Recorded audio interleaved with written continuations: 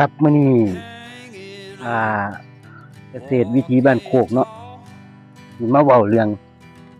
การปลูกทุเรียนแปลงนี้อายุสิเข้า3 ปีแล้วนะครับพื้นที่ประมาณ6ไร่เนาะพื้นที่ทั้งหมดประมาณ6ไร่แล้วก็ต้นทุเรียนที่ยังเหลือแล้วก็สมบูรณ์นี่คิดเป็นเปอร์เซ็นต์ที่เราปลูกนะสิอยู่ประมาณ60-70%นต์นะครับปีคร่าวๆก็60%แต่ก็ยังถือว่าโอเคเนาะเพราะว่าพื้นที่บ้านเฮานี่มันเป็นพื้นที่อ่าที่ช่วงเวลาที่มันขาดน้ำหน้าแล้งนี่อ่าทั้งน้ำทั้งสภาพอากาศมันรุนแรงมากนะครับแปลงนี้ที่เขา3 ปีนี่เป็นทุเรียนที่ปลูกโดยเฮ็ดให้มันเป็นโคกเป็นเนินขึ้นนะครับจริงๆมันก็อยู่ในลักษณะของพื้นที่เนินอยู่แล้วพื้นที่ลาดเอียงลงไปเนาะหม้องนี้เป็นคล้ายๆว่าเป็นเนินเขาที่ขึ้นไปหาภูเขาอยู่ข้างหลังเนาะภูเขาอยู่ข้างหลังกล้องทางพุ่นไอ้ตัวเนินนี่มันสิเป็นขี้หินแห่โชคดีอย่างหนึ่งที่มันเป็นขี้หินแห่หน้าดินมันสิบ่แน่นแล้วก็มันบ่น้ำบ่ขังบ่เฮ็ดให้รากเน่าเนาะแล้วก็ที่เหลือนะครับอีกอย่างหนึ่งที่จำเป็นมากๆก็คือการกำจัดศัตรูพืชโดยเฉพาะพวกหนอนพวกด้วงพวกแมลงพวกเชื้อราต่างๆนี่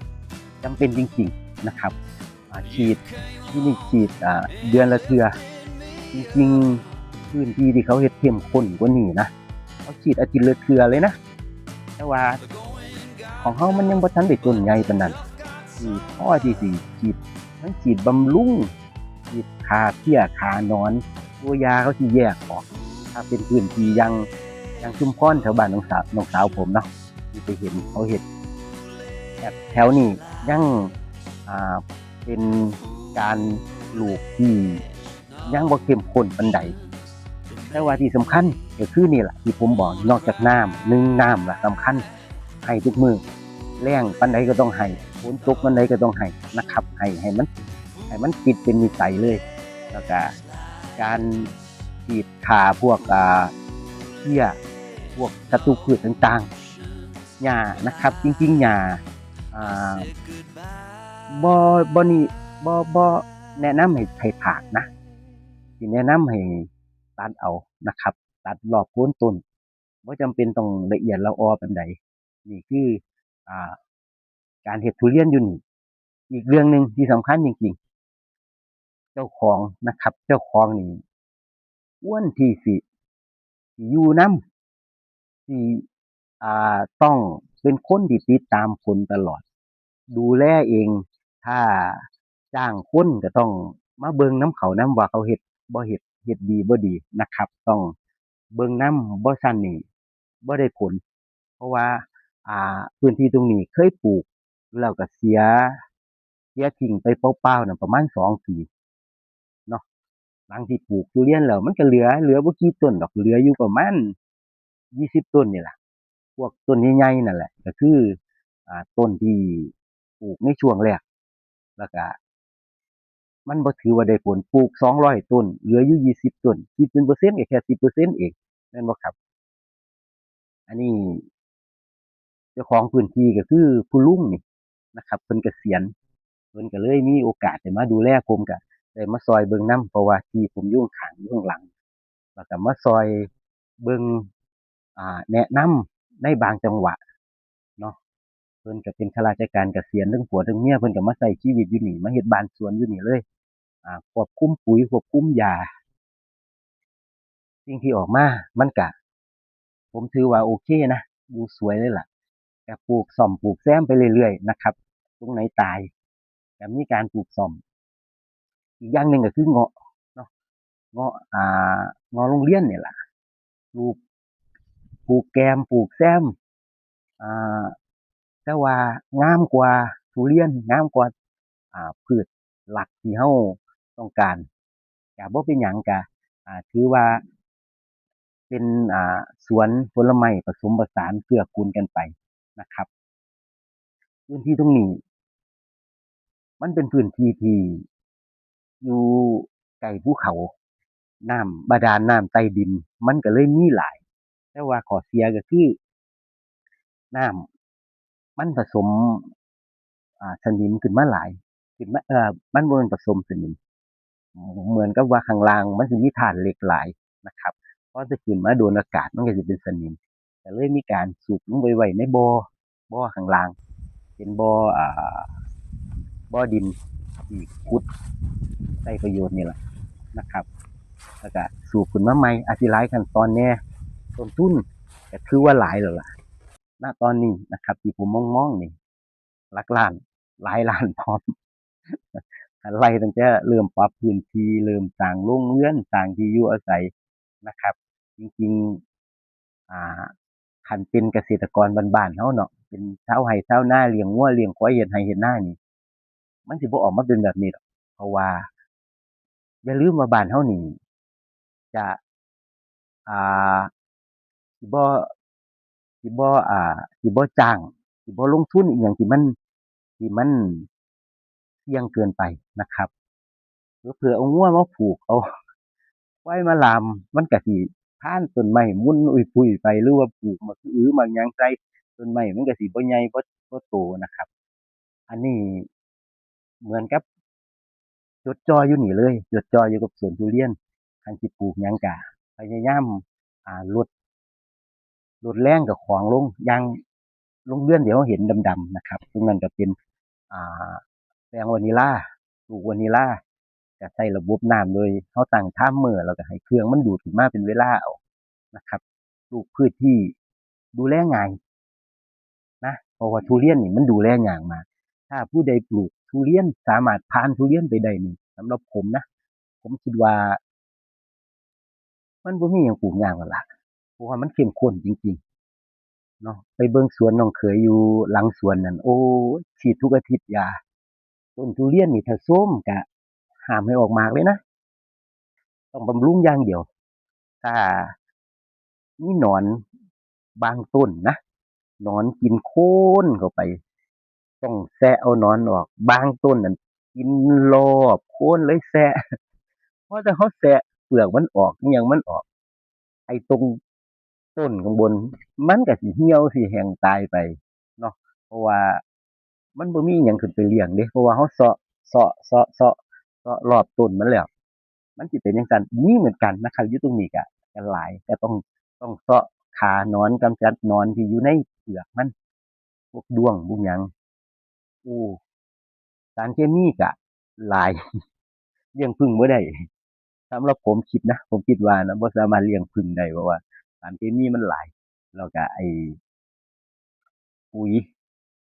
แม่นเขาอาจสิลดลดพยายามลดเคมีโดยการใส่ปุ๋ยเคมีที่อ่อนๆพวกสูตรเปอร์เซ็นต์ต่ำๆนะครับเพื่อที่สิลดเคมีบ่ให้หน้าดินมันมันด้านมันกระด้างเกินไปแต่ก็ต้องใส่จำนวนมากคือกันแล้วก็ใส่จำนวนที่ถี่บ่แม่นว่าสิเว้นไว้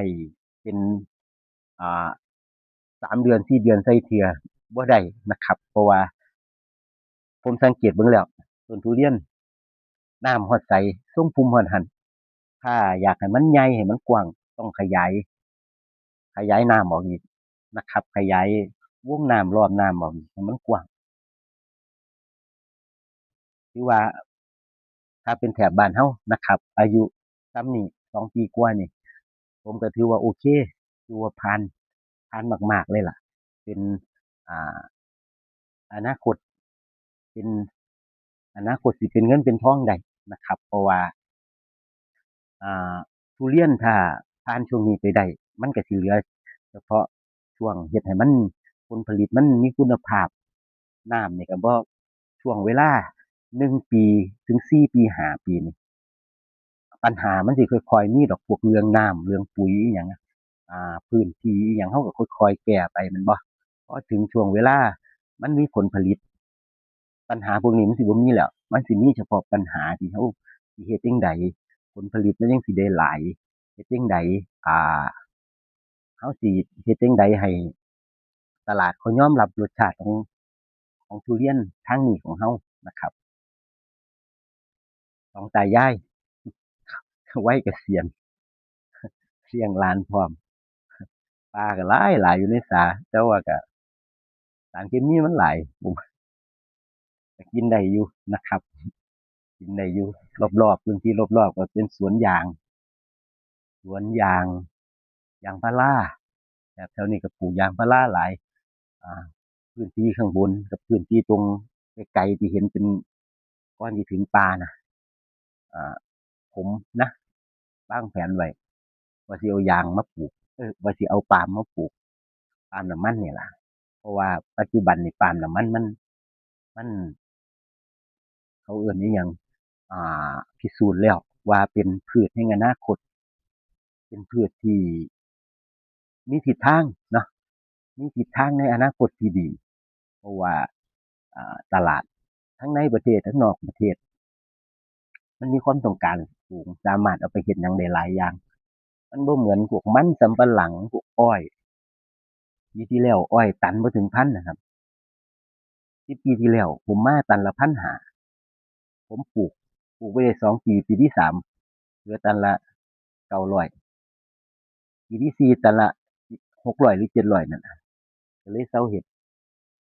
มีขึ้นมาก็เตี้ยงขึ้นมาหน่อยหนึ่งมันสำปะหลังบ่ต้องพูดถึงบ่เกิน2.50 บาทหาแต่เรื่องติเรานะครับก็นี่ล่ะพามาเบิ่งสำหรับท่านใดกำลังปลูกทุเรียนอยู่เป็นกำลังใจนะครับเป็นกำลังใจให้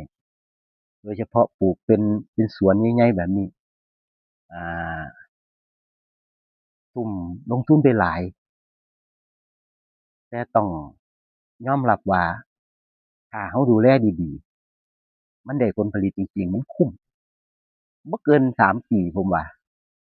คุ้มค่าจริงๆปีนี้พวกชุดแรก20 ต้นมี20 ต้นประมาณนี้ล่ะก็ออกดอกออกหยังแต่ก็บ่ปล่อยมันมีดอกย้านต้นมันโทรมก็กำจัดดอกมันนะครับแค่เห็นมันออกดอกก็ดีใจแล้วก็มีความสุขแล้วก็มีแรงบันดาลใจมีกำลังใจที่สิเฮ็ดต่อไปล่ะเนาะก็ค่อยๆเฮ็ดไปตามความรู้สึกผมคิดว่าอิหยังก็สร้างมันก็ต้องมีขึ้นมีลงเนาะราคาแม้แต่น้ำมันก็ยังมีขึ้นมีลงทองคำคือกันก็มีขึ้นมีลงราคาขึ้นอยู่กับเราสิเจอช่วงใดเราสิเข้าถึกช่วงบ่เราสิเปิดพอร์ตได้ณจุดเปิดตอนใดพอร์ตเราสิแตกบ่เอาครับเดี๋ยวสิพามาอัปเดตเรื่อยๆสำหรับแปลงนี้เนาะแปลงทุเรียน